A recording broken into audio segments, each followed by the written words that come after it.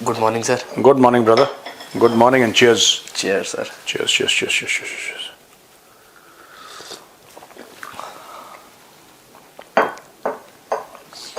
हाँ, म्यूजिक से पहले एक छोटा सा सवाल है।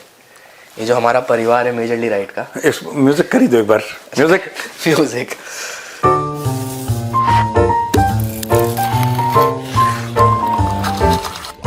चीयर्स। हाँ बोलो। तो इनका सवाल है कि आपने प्रोड्यूसर को निकाल दिया है या प्रोड्यूसर ने नौकरी छोड़ दी है? प्रोड्यूसर किसी दिन मुझे निकाल देगा, मैं बता रहा हूँ, इतना बदमाश है वो। तो लोग जानना चाह रहे हैं कहाँ पर है। कहाँ पर है? हाँ, डायमंड हार्बर रोड, जोका, कोलकाता। जल्दी वापस भी आ जाएंगे। आ जाएगा, 4-5 दिन लगेंगे उसको। नेक्स्ट मंडे से आप उसको देखेंगे। मैंने एक बार पहले बोला था ना कि वो रोड ट्रिप कर रहा है, आजमगढ़ से कलकत्ता जाएगा। नहीं, वो मैं कंफ्यूज था, वो बात नहीं है। बात ये है कि अभी प्रोड्यूसर कलकत्ता से जब उसका खत्म हो जाएगा काम पूरा, तो उसके बाद प्रोड्यूसर क्या करेगा कि फ्राइडे को उसका काम खत्म है, तो फ्राइडे को चलेंगे भाई साहब। भाई साहब फ्राइडे को चलेंगे कलकत्ता से पटना। ठीक है, पटना चलेंगे, पटना में रुकेंगे, पटना से फिर गाड़ी पकड़ के आएंगे दिल्ली। ठीक। This is the producer is the plan is the, ये इज द प्लान। आप मंडे को प्रोड्यूसर को देखेंगे सर। ठीक है, तो ये चीज है। डायमंड हार्बर रोड जोका में है वो। जोका एक बार रिक्वेस्ट कर दीजिए। क्या? सुतैया के लिए। अरे बेचारा पढ़ाई कर रहा है यार, वहां पर पता लगा किताब पढ़ रहा है, पता लगा पेट गया वहां पे। स्टार्ट करें। अच्छा, उसका बॉस है जिसको कह रहा है पीटो। ये हाल है कंपनी में। ठीक है, प्यार से। हाँ प्यार से कह रहा, प्यार से पीटो, ये हाल। अच्छा, कई लोग बोल रहे थे कि इसकी एनर्जी कम है, और ये मैंने 1-2 कमेंट्स पढ़े थे। भाई ये लड़का आ रहा है, इसको फीवर हो रखा है अभी भी। और मैंने इससे बोला कि तुम आज क्यों आए, तो उसने बोला नहीं सर, मेजरली राइट रिकॉर्ड करके घर चला जाऊंगा। सो एक वर्ड मेरी रिक्वेस्ट है, सीपी यानी कि छोटे प्रोड्यूसर के लिए एक लाइन ऑफ एप्रिसिएशन आप जरूर लिखिएगा कि देखो यार, ये बच्चा, इसकी क्या उम्र है? 23 साल की। 23 साल की उम्र में देखो इतनी जिम्मेदारी का एहसास है इसको कि मैं कह रहा हूँ छुट्टी पे बैठ कर, नहीं सर हाँ छुट्टी मैं लूंगा, लेकिन मैं पहले बस आप एसी बंद कर दो। हाँ, क्योंकि कह रहा है कि मुझे तबीयत ठीक नहीं है, एसी बंद करो। तो एसी हमने बंद कर दिया है, and he will go home after recording this. He is insisting, therefore I can't say anything to him, but ये उसके बाद भी लगा है, तो I think that is worthy of appreciation. हाँ भाई पूछ। पाकिस्तान इतनी झूठी तारीफ कर दी तो पूछेंगे। धन्यवाद सर। पाकिस्तान की पुरानी आदत है कि हमेशा अपने अब्बा को खुश करने में लगे रहते हैं। हाँ। शहबाज शरीफ ने एक ट्वीट किया डोनाल्ड ट्रंप की तारीफ करते हुए कि आप ही हैं जो हैं, आपने युद्ध रुकवाया और ये सब।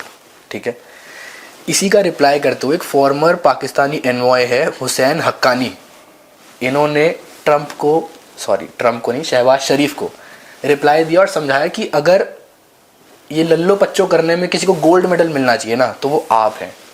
तो मतलब ये सारी बातें और लोगों को समझ आ रही हैं पाकिस्तान में, शहबाज शरीफ को क्यों नहीं आ रही? नहीं देखिए, मैं बताता हूँ अबाउट एम्बेसडर हुसैन हक्कानी। हाँ, he is with a think tank in the US, and he is amongst the very, very few intellectuals that are there in Pakistan or from Pakistan. अब बचे तो है नहीं ज़्यादा। He is a balanced and mature and a sensible guy. आप ही कह रहे हैं कि हुसैन हक्कानी साहब को समझ में आ गया। हाँ। पाकिस्तान में किसी को समझ, या शहबाज शरीफ को क्यों नहीं समझ में आ रहा? देखिए, सबको समझ में आ रहा है, सबको समझ में आ रहा है। अब मैं छोटा सा एग्जांपल देता हूं। ट्रंप जब भारत के ऊपर प्रेशर लगाता है या डालता है प्रेशर और कहता है कि रूसी तेल मत खरीदो, तो भारत ये कहता है कि भाई आपने सैंक्शन तो लगाया नहीं है रशियन ऑयल के ऊपर। ठीक है, तो आप हमें कैसे कह सकते हैं हमारे ऊपर टैरिफ आप मत लगाइए? हाँ। हम इसको एक्सेप्ट नहीं करते। अब उसने सैंक्शन लगा दिए और 21 नवंबर लास्ट डेट दी है। अब भारत कम करेगा क्योंकि अब लीगल हो गया है मामला। मैं एक छोटी सी बात बोलता हूं और पाकिस्तानियों को बुरी लगेगी, लेकिन ये सच है यार, और सच बोलना भी चाहिए। स्टोरी ये है अंश की, खुद मुख्तारी जो है ना, सोवरेनिटी, खुद मुख्तारी की कीमत चुकानी पड़ती है। भारत के ऊपर 50% जो टैरिफ लगे हैं वो टैरिफ नहीं है, वो भारत कीमत चुका रहा है खुद मुख्तारी की। अगर आपको सर ऊंचा करके चलना है, अगर आप में गैरत है, अगर आप में एक सेल्फ बिलीफ है, अगर आप चाहते हैं कि समाज में चार लोगों के बीच में, जिनके बीच में आपका उठना बैठना है, वो आपकी इज्जत करें, तो उसका दाम चुकाना पड़ता है और उसका दाम बहुत ज्यादा पेनफुल होता है।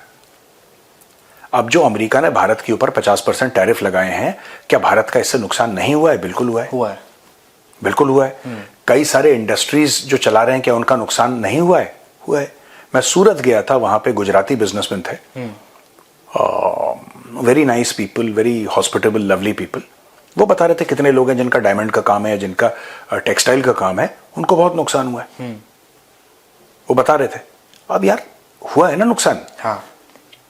ये जो शहबाज शरीफ, अब भारत का, मोदी जी को कौन सी चीज ताकत देती है? मोदी जी को यह ताकत देती है कि 140 करोड़ हिंदुस्तानी उनके पीछे खड़े हैं।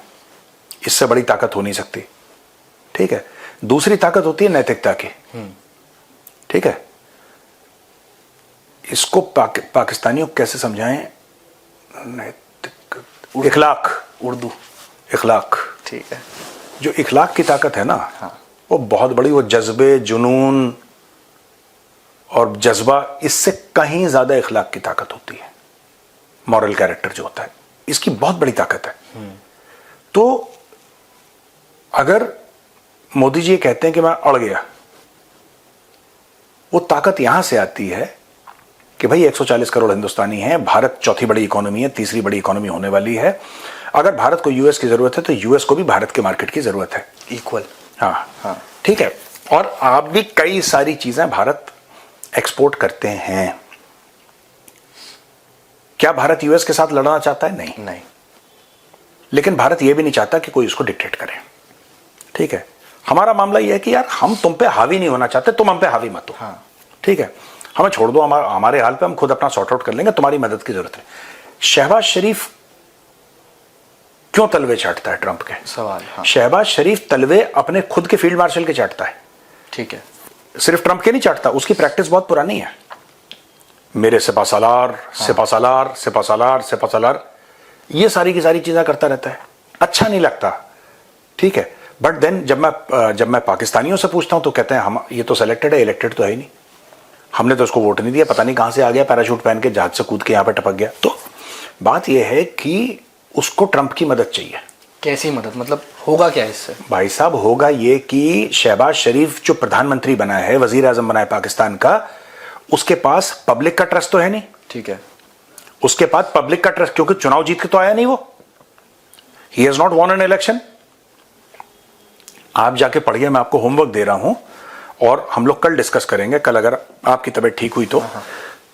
फॉर्म 47 क्या होता है? आप ही बताते हो कि मतलब पब्लिक के द्वारा नहीं इलेक्ट, आप छोड़ दो अभी, नहीं आपने, फॉर्म 47 वो नहीं है, पब्लिक के द्वारा नहीं। इलेक्शन, काउंटिंग, वोटिंग, हाँ, ठीक है। आप जाओ, आप पहले ये पता लगाओ और कल लोगों को ये बताना कि आपने होमवर्क दिया था, फॉर्म 47 क्या होता है। ठीक है। ये पूरी की पूरी शहबाज शरीफ की जो कैबिनेट है, ये फॉर्म 47 की पैदाइश है। हाँ।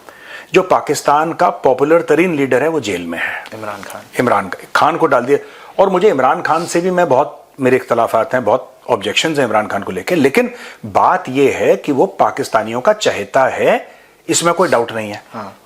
इमरान खान होता, वो नहीं करता ये सब, लिए लल्लो बच्चों, नहीं करता वो। हाँ। एक तो उसके नेचर में नहीं है, ठीक, वो एग्रेसिव किस्म का आदमी है, वो उसके खून में ये सब नहीं है, तलवे चाटना। दूसरी चीज एक और है कि जो पॉपुलर लीडर होता है उसको भी पता है कि उसके पीछे 25 करोड़ पाकिस्तानी खड़े हैं। जैसे मोदी जी के पीछे आपने बताया 140 करोड़। हाँ, अगर 25 करोड़ पाकिस्तानी उसके पीछे खड़े हुए हैं और वो पॉपुलर तरीन लीडर है पाकिस्तान को, क्यों ट्रंप के आगे झुके? हाँ ठीक है इसका मतलब ये नहीं कि वो ट्रंप से दुश्मनी करना चाहेगा, मैं ये नहीं कह रहा, वो भी चाहेगा कि ट्रंप से दोस्ती हो, लेकिन वो पूरी कौम का सर नहीं झुकवाएगा ट्रंप के आगे कि उसका पर्सनल फायदा हो जाए। क्योंकि वो जो कुर्सी पे विराजमान है, मैं इमरान खान की बात कर रहा हूं, वो ट्रंप की वजह से नहीं है, वो लोगों की वजह से, इलेक्शन की वजह से। शहबाज शरीफ जो कुर्सी पे विराजमान है वो लोगों की वजह से नहीं है, वो फौज की वजह से है। और पाकिस्तानी फौज आज से नहीं, पिछले 70 साल से अमेरिकन बूट के नीचे रही है, आयूब खान के टाइम से। They have been under the US army. Hamid Gul इनका बड़ा एक मशहूर DGISI होता था, और हमीद गुल ने बात बोली, मैं चाहता हूं कि एडिटर साहब जरा स्क्रीन पे दिखाएं। आपको पाकिस्तान में आर्मी चीफ बनाया जा रहा था एक दौर में और मशवरे जारी थे, क्यों यह फैसला नहीं हो सका कि आप पाकिस्तान के आर्मी चीफ बन सकते? अमेरिका को पसंद नहीं था, इसी वजह से नहीं बनाया गया। अमेरिका ने इनकार कर दिया आपको आर्मी चीफ बनाने से? हर कोई जानता है, मिठाइयां तकसीम हुई जब नहीं बना। इंडियन एम्बेसी के अंदर मिठाइयां तकसीम हुई तो गवाह हैं, क्या लोग। हमीद गुल, जैसा आपने देखा, हमीद गुल से जब पूछा गया कि भैया ये क्या है पाकिस्तानी फौज का और आप चीफ बन सकते थे फलाना ढिमका, ही सेज कि देखो पाकिस्तानी आर्मी का जो चीफ है ना वो अमेरिका में डिसाइड होता है। Americans decide who will be the army chief. ये हमीद गुल ने बहुत पहले बता दिया था। आप कभी भी देखना अमेरिका के खिलाफ कोई इनका मंत्री बोल ले, कभी बयान नहीं। ये इतने फिलिस्तीन फिलिस्तीन फिलिस्तीन कर रहे हैं। हाँ। इजराइल को हथियार कौन दे रहा है? अमेरिका। इतना ईरान ईरान इस्लामिक उम्मा दिया चुम्मा पता नहीं क्या क्या स्टोरी सुनाते रहते हैं। ठीक है। हाँ। इन्होंने एक ने बोला कि अमेरिका ने बम डाला? नहीं, गलत है। कभी बोला? ये बोल ही नहीं सकते। इनके बच्चे बाहर पढ़ते हैं अपना फायदे के हिसाब से। अरे इन्होंने इनके लिए पाकिस्तानी अशराफिया के लिए इस्लाम एक एटीएम मशीन है। ठीक है, इस्लाम एक एटीएम मशीन है और जो उम्मा है वो डेबिट कार्ड है। डेबिट कार्ड डाला, डॉलर निकाले, यही इनका काम है यार। ये इनके धंधे, खानदानी धंधे यही है इनके। अभी जैसे आपने पाकिस्तानी फौज की बात करी, तो एक और खबर आ रही है कि जो आसिम मुनीर है, आसिम मुनीर ने कुछ चेंजेस करे हैं। जो ऊपर की लेयर है ना पाकिस्तान आर्मी में, उसमें कुछ चेंजेस करे, अपने बंदे लाके बिठाए हैं ताकि उसकी और पकड़ स्ट्रांग हो जाए। हाँ जी। और इसी आर्टिकल में एक न्यूज ये भी है कि इसी साल जून या जुलाई में पाकिस्तान में कू की तैयारी थी जो ये आसिम मुनीर करने वाला था, but because of international pressure उसने नहीं करी ये चीज़। तो मेरा आपसे सवाल ये है कि ऐसा आप भी बताते हो कि आसिम मुनीर ही पापा है पूरे पाकिस्तान का, तो उसे कू करने की क्या जरूरत है? मतलब वो तो वैसे ही कंट्रोल कर रहा है उस चीज़ को। ओके, दो चीज़ें हैं। कोई भी आर्मी चीफ पापा है पाकिस्तान का। ठीक है, कोई भी army chief, not only Asim Munir. इसके पहले बाजवा बाप था। जब बाजवा कुर्सी पे बैठा था सब उसके तलवे चाटते थे। सारे टीवी एंकर, सारे सोशल मीडिया इन्फ्लुएंसर बाजवा के तलवे चाटते थे। बाजवा रिटायर हुआ, बाजवा को गालियां पड़ी। अब आसिम मुनीर के तलवे चाटते हैं। आसिम मुनीर रिटायर हो जाएगा, आसिम मुनीर घर चला जाएगा, 2 साल के बाद, 5 साल के बाद, 10 कभी ना कभी घर जाएगा, फिर आसिम मुनीर को गालियां देंगे, फिर ये दूसरा गाएगा, उसके तलवे चाटेंगे। तलवे चाटना, गाली देना, ये पाकिस्तान में नई रीत नहीं है, ये करते हैं, ये इनकी फितरत है। ठीक है। आपका ये सवाल कि उसने कुछ ऑफिसर्स को प्रमोट करा, प्रमोशंस में कुछ अपना सत्ता पे पकड़ मजबूत, देखिए जैसे जहां मिलिट्री कू की बात है, मुझे नहीं लगता कि वो ऐसा करेगा। I think your analysis is correct अंश, कि उसको जरूरत नहीं है करने की। क्यों दुनिया की आंखों में आना काहे के लिए? उसके पास पावर की कमी नहीं है, उसके पास पैसे की कमी नहीं है। फॉरेन पॉलिसी वो पाकिस्तान की रन करता है। व्हाइट हाउस में जाके लंच वो करता है प्रेसिडेंट के साथ, शहबाज शरीफ नहीं करता। ठीक है, आसिम मुनीर गया था। आसिम मुनीर गया था। आसिम मुनीर पाकिस्तान में डेमोक्रेसी नहीं है। और पाकिस्तान में डेमोक्रेसी क्यों नहीं है आपको इसका कारण पता है? कई पाकिस्तानी ये कहते हैं कि हमारी फौज इंटरफेयर करती नहीं। पाकिस्तान में डेमोक्रेसी इसलिए नहीं है क्योंकि पाकिस्तान के लोगों को डेमोक्रेसी हजम नहीं होती। देखो सबको घी हजम नहीं होता। शुद्ध देसी घी होता है ना जो खालिस, वो सबको हजम नहीं होता। सबका जो डाइजेस्टिव सिस्टम है, पाचन है, वो इतना स्ट्रांग नहीं होता कि पचा ले। भाई पाकिस्तान में 4 मिलिट्री कू हैं, एक खून का कतरा नहीं बहा कभी। फौज आती है, लोग सड़क पर भंगड़े डालते हैं, मिठाई, उनका नेचर वैसा है, उनको फौजी बूट चाहिए। आप ये ना वोट को इज्जत दो, ये सब दावे हैं, ये सब खोखली बातें हैं, जुमले हैं। ये पाकिस्तानियों की फितरत में नहीं है democracy. They don't understand the concept. उनको चाहिए एक खलीफा जो रोज डंडा मारे। They are the happiest people. Enjoy करते हैं उस चीज को, उनको कंफर्ट है। ठीक। देखो डेमोक्रेसी इज वेरी मेसी। ठीक है, डेमोक्रेसी में बड़ी किचकिच है और पाकिस्तान में कोई इन सब चक्करों में नहीं पड़ना चाहता। एक आर्मी चीफ है जो कि खुदा है। ठीक है, रावलपिंडी की तरफ मुंह करके सजदा करो, रावलपिंडी बीजिंग की तरफ सजदा करेगा। ये लाइन कटी हुई है। आपको इसमें कोई ज्यादा दिमाग लगाने वाली बात नहीं है। ठीक है, आपको कोई दिमाग लगाने वाली बात नहीं है। और तीसरी चीज है जो आपने बताया कि अपने बंदे को पोस्ट कर रहा है, it is not just his grip on power. Grip on power तो है, इसमें कोई डाउट नहीं है। इसमें एक और फैक्टर है, आसिम मुनीर ऐसे बंदों को ला रहा है लाइन में कि who owe their progression who owe their promotion and their life to Asim Munir personally. ये पाकिस्तान में जो सिस्टम है ना बिरादरी का, उनकी फौज में बड़ा स्ट्रांग है. उनकी फौज, पाकिस्तानी फौज में बिरादरी सिस्टम बहुत ज्यादा स्ट्रांग है. राइट? सिंपल सी बात है. अगर आप ये देखोगे कि आसिम मुनीर को भी ये बात पता है ना कि 4-5 साल के बाद वो घर चला जाएगा. रिटायर होऊंगा मैं. हाँ, 7 साल के बाद चला जाएगा. तो उस समय पाकिस्तानी फौज की कौन सी लीडरशिप होगी जो आसिम मुनीर को पूरी सिक्योरिटी देगी, पूरी इज्जत देगी और प्लग इन रखेगी सिस्टम में, पावर में रखेगी? कैसे? Not as army chief because he would have left, but as something or the other, कि मतलब पाकिस्तानी स्टेट का, पाकिस्तानी फौज का पूरा उसको सपोर्ट रहे. इसीलिए आसिम मुनीर जब जाएगा तो अपने एक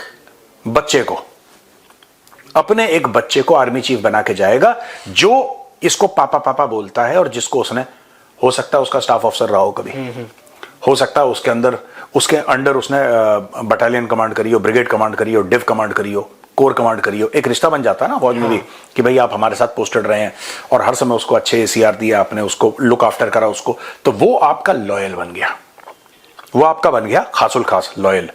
आसिम मुनीर ऐसे बंदों को कोर कमांडर लगाएगा, PSO2 चीफ हैं, जो चीफ है, ये सब ऐसे होंगे 15, 20, 25 जो जर्नल होंगे टॉप के, who owe their very life and their very career to Asim Munir. Asim Munir वो गोटियां भी दो गोटियां सेट कर रहा है. अपनी मजबूत पकड़ करना, और फिर नेक्स्ट क्यादत क्या होगी, नेक्स्ट लीडरशिप क्या होगी पाकिस्तान आर्मी की जब आसिम मुनीर चला जाएगा, उसकी भी सेटिंग कर रहा है कि बाद में भी मेरा कहीं ना कहीं इन्फ्लुएंस रहे, मैं सेफ रहूं, हाँ, मेरा इन्फ्लुएंस रहे और मेरा वर्चस्व कायम रहे पाकिस्तान में जब तक ये सांस ले रहा है तब तक. ठीक है. उसमें अभी एम्बेसडर की भी सेटिंग होगी. अच्छा.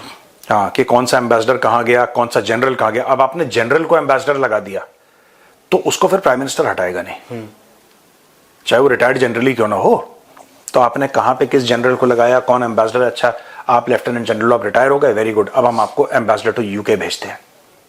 He is happy. उसके बच्चे यूके में सेटल्ड हैं, उसके अपार्टमेंट्स हैं यूके में, उसके बिजनेस हैं, उसने पैसा खा के यूके में लगा रखा है. अब वो यूके में 3-4 साल के लिए एम्बेसडर बन के चला गया पाकिस्तान का. आराम से बैठेगा, सुख चैन अपनी पूरी उससे काम करेगा, सब कुछ करेगा वो, एंड विल बी देयर. क्या दिक्कत है? ट्रम्प को वापस से जापान के जो अभी PM बने ना, उन्होंने भी नॉमिनेट करा है नोबेल पीस प्राइज के लिए.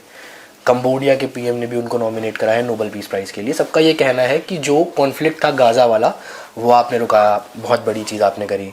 उसके बाद जो थाईलैंड कंबोडिया का वॉर था वो आपने रुकवाया, तो इसके लिए हम आपको नॉमिनेट करते हैं नोबेल पीस प्राइज के लिए. अब तक इसका कुछ हो रहा नहीं है, और जैसा कि आप भी बताते हैं कि एक भी लड़ाई ऐसी नहीं है जो सच में रुकी हो, जो कहीं स्टॉप लगा हो. तो क्यों बार बार नॉमिनेट किया जा रहा है और सब ट्रम्प का इतना क्यों देख रहे हैं कि हाँ ट्रम्प ही है अब जो है? देखो, ऐसा है कि ये जो भी नॉमिनेट कर रहे हैं ना, हाँ, ट्रम्प को नोबेल प्राइज के लिए, हाँ, कहीं ना कहीं उनके एक शरीर का कोई हिस्सा या दिमाग का या दिल का या मोरालिटी का हिस्सा शहबाज शरीफ है. पहली बात तो इनका, चाहे जापान की PM हो, चाहे पाकिस्तान का प्रधानमंत्री हो, चाहे कंबोडिया का हो प्रेसिडेंट, जो भी हो, XYZ, इनका कोई अधिकार नहीं है नोबेल प्राइज के लिए नॉमिनेट करने का, क्योंकि इनके नॉमिनेशन से जीरो फर्क पड़ता है. इनके नॉमिनेशन से जीरो फर्क पड़ता है. आप डेली करो नॉमिनेट. हाँ. शहबाज शरीफ हर रोज सवेरे शाम एक चिट्ठी लिखे नोबेल पीस प्राइज कमेटी को. मैं उनको रिकमेंड करता हूं, नॉमिनेट करता हूं. हर रोज लिखो चिट्ठी. 100 मुल्क जो है रोज चिट्ठी लिखें सवेरे शाम, उससे कुछ फर्क नहीं पड़ेगा. ये सब झूठी बातें हैं, ये सब ट्रंप को खुश कर रहे हैं. डिसाइड एट द एंड वो कमेटी करती है. और आप कमेटी कहती है कि हमारा डिसीजन हमारा है. अभी डोनाल्ड ट्रंप को नहीं मिला. हाँ. जब डोनाल्ड ट्रंप को नहीं मिला, उस लेडी को मिल गया था. हाँ. मकाडो, क्या नाम उसका, मैं नाम भूल गया उसका, लिखा था, मैं फोटो लगा दूंगा अभी, है ना. हाँ.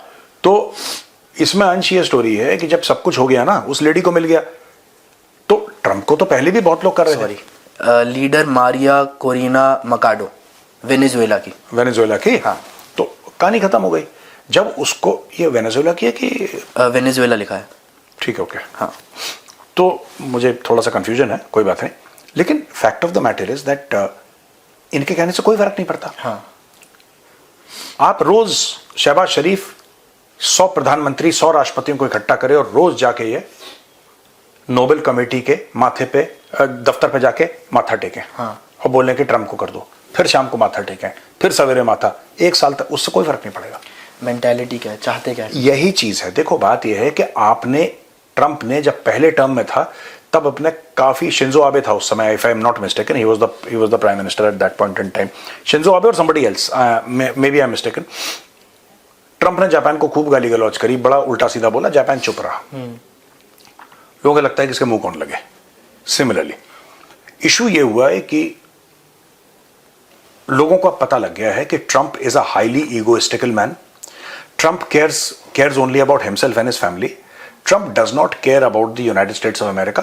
इसीलिए शहबाज शरीफ क्यों कर रहा है? शहबाज शरीफ इसलिए कर रहा है क्योंकि उसको पता लग गया है कि आप ट्रम्प को वाह वाह उसके जूते पॉलिश करते रहो, बूट पॉलिश करते रहो, और ट्रम्प जब खाना वाना खा लेगा, जो बचा होगा जूठा वो हमें दे देगा।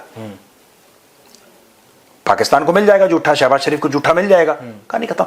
This is exactly what other people, they have realise that you, अगर आपको अपना उल्लू सीधा करना है, बट वही चीज है कि बाकी जो लोग हैं वो अपने देश के लिए कर रहे हैं, शहबाज शरीफ अपने पर्सनल बेनिफिट के लिए कर रहा है, खुद के लिए। हाँ, उसको कोई फर्क नहीं पड़ता। पाकिस्तान कल गटर में जाता है, आज चला जाए, है भी और डीपर गटर में चला जाए, सीवेज बिन में कहीं पे भी चला जाए, ही डज नॉट केयर।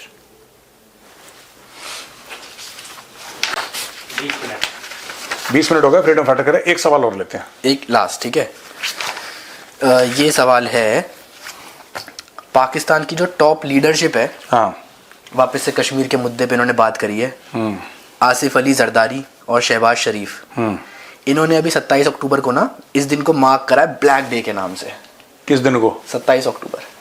क्यों ब्लैक डे? इसलिए कश्मीरियों के सपोर्ट में, कि जो कश्मीरी भारत में स्ट्रगल कर रहे हैं उनके उस पे हम 27 अक्टूबर को ब्लैक डे मार्क कर रहे हैं। इससे होगा क्या? कर दिया ब्लैक डे मार्क। देखो सुनो, ये कुछ नहीं है। जब भी इनके जो पाकिस्तान की मिलिट्री लीडरशिप है या पॉलिटिकल लीडरशिप है, जब भी इनके बच्चों की फीस जानी होती है, क्योंकि बाहर पढ़ते हैं सबके सब, पाकिस्तान में तो ऐसे स्कूल कॉलेज है नहीं ढंग के। Pakistan does not have a single great college और स्कूल और समथिंग लाइक दैट। फालतू के हैं कोई पाकिस्तान में, मदरसे मुदरसे ही है ज़्यादा वहाँ पे। ये कश्मीर इनके लिए कामधेनु गाय है। दैट्स इट यार। आप कोई भी डे ऑब्जर्व करो, उससे फर्क क्या पड़ता है? वही फर्क डे ऑब्जर्व करने से नहीं पड़ता। फर्क ये होता है कि आपके पास फॉरेन एक्सचेंज रिजर्व कितने हैं। अगर पाकिस्तान के पास फॉरेन एक्सचेंज रिजर्व होते 700 अरब डॉलर, 800 अरब डॉलर, पाकिस्तान मैन्युफैक्चरिंग हब होता दुनिया का। पाकिस्तान दुनिया भर के एक्सपोर्ट कर रहा होता, दुनिया भर के इंपोर्ट कर रहा होता। ठीक है, पाकिस्तान में पीस होता, स्टेबिलिटी होती, सब कुछ होता पाकिस्तान में। फिर पाकिस्तान कहता हम कश्मीर डे मना रहे हैं तो उसका वजन होता। ठीक है, अभी लोग क्या कह रहे हैं? अभी लोग ये कह रहे हैं कि हरामखोर हैं, इनको काम नहीं करना, एक और दिन छुट्टी इन्होंने कर दी, बस बना दी। अब यही कह रहे हैं कि बेसिकली लोग सोचते तो यही है ना कि भाई तेरे करने ना करने से क्या होता है, तेरी औकात क्या है? तेरी औकात क्या है? 1-1 अरब डॉलर के लिए जो मुल्क जमीन पे लेट जाता है, जिनका आर्मी चीफ, जिसका प्रधानमंत्री, जिसके सारे मंत्री कटोरा लेके 1-1 अरब डॉलर के लिए लोगों के पैर चाटते हैं, तलवे चाटते हैं। ठीक है, अपनी पूरी 25 करोड़ कौम की गैरत, उनकी पगड़ी लोगों के पैरों में रख देते हैं पैसे के लिए। वो कश्मीर डे मना रहे हैं, वो कश्मीर डे मना रहे हैं। मैंने क्या बोला? आप कश्मीर डे, इन्होंने वो रोड थी वो इस्लामाबाद वाली, उसको श्रीनगर रोड कह दिया। अब क्या हो गया? खुद खुश हो रहा है बस करके कि हम खुश हैं। ये सारा का सारा देखो, मैं अक्सर लोगों को कहता हूं कि information warfare is an offensive doctrine. Pakistan वाहिद मुल्क है जो इंफॉर्मेशन वॉरफेयर अपने खुद के लोगों पे करता है। इसको कुछ नहीं करना, इनको जो लाहौरी है उनको बेवकूफ बनाना है। और मैं ये कह रहा हूं कि लाहौरी हैं ही ऑलरेडी बेवकूफ, तुम उनको बेवकूफ बना क्यों रहे? वो तो पैदल है दिमाग से। Education levels are very low in Pakistan, 3rd rate education levels. ठीक है, वहां के इंजीनियर भी ऐसे हैं जिसको कहीं जाके गल्फ में प्लम्बर की नौकरी ना मिले, क्योंकि दिमाग ही नहीं है उनका। Pakistanis are not very, there are some people who are intellectual, I'll not say कि कोई भी नहीं है, those are 1%, 99% का जो एजुकेशन लेवल है, it is not just education level, the simple idea of understanding a concept is alien to a Pakistani. मैंने कई सालों से कोशिश करी, मैंने बोला कि हो सकता है मेरे समझाने में कुछ कमी हो। बाद में मुझे पता लगा कि एक्चुअली बेवकूफ हैं, इनको they don't know and they are not willing to learn, they are basically fools। तो फिर अब यही चीज है, देखो साफ सीधी बात है, ये वही वाली है चीज नोबेल प्राइज के लिए रिकमेंड कर दो अपनी चमड़ी बचा के। ये करते रहते हैं बीच में, फुरफुर करते रहते हैं, not to be taken seriously. Kashmir day मना, happy happy Kashmir day Pakistan, खुश रहो बेटा, ठीक है। चलो चले सर। एक और चीज बोलना चाहता हूं मैं, महेंद्र भाई 1 मिनट। भारत ने 370-35 से हटाया सर, हम सड़क का नाम बदल, ये एक पैर पे खड़े हो गए थे पता है, जुम्मे की नमाज के बाद। अच्छा, पूरे 25 करोड़ लोग एक टांग पे खड़े हो गए। इन्होंने बोला कि नहीं, एक टांग पे भारत कांपेगा जब हम एक टांग पे खड़े होंगे, 2 टांग पे कहीं खड़े हो गए ये लोग। ठीक है, ठीक है। फिर जस्ट इमेजिन, इनका भारत ने पानी रोक दिया, इंडस वाटर ट्रीटी ने अबेंस कर दी, हम न्यूक्लियर मार देंगे, हम ये कर देंगे। फिर अब कोई बात ही नहीं कर रहा पाकिस्तान में इंडस वाटर की। आपने देखा, अब कोई बात नहीं हो रही। अब जब भारत ने 370-35 से हटाया था, पाकिस्तानियों ने क्या बोला था, अब भारत के साथ कोई रिश्ते नहीं होंगे, कोई बातचीत नहीं होगी। तो क्यों जाके शेखों की जूतियां उठा रहे हो कि भारत से बात करवा दो? क्यों जूते उठा रहे हो शेखों के? कभी सऊदी अरब पहुंच जाते हैं, कभी कतर, कुछ ना कुछ बातचीत करके फोन पे पहुंच के हमारी बात करा दो, हमारी बात करा दो, हमारी बात। भिखमंगों को मांगने से, तुम पैसा नहीं दे रहे तो भारत से बात करा दो। कुछ बिना लिए नहीं आएंगे वापस, बिना कुछ तो चाहिए। खाली हाथ पाकिस्तानी नहीं आता वापस। अगर पाकिस्तानी आपके दर पे पहुंच गया है तो भैया कुछ लेकर जाएगा, वो खाली हाथ नहीं जाएगा। तो ये लोग ये कश्मीर डे मना रहे हैं, मुझे एक बात समझ में नहीं आ रही। शक्लें देखो अपनी शीशे में, भीख मांग के शाम की रोटी खाने वाली कौम ये कश्मीर डे मनाएगी। और ये भारत की सबसे बड़ी ताकत है। जब आपका नेबर गधा हो ना तो आप स्ट्रांग होते हैं, क्योंकि नेबर गधा है। ठीक है, चलो ओके, ठीक है भैया, राम राम। जय श्री राम।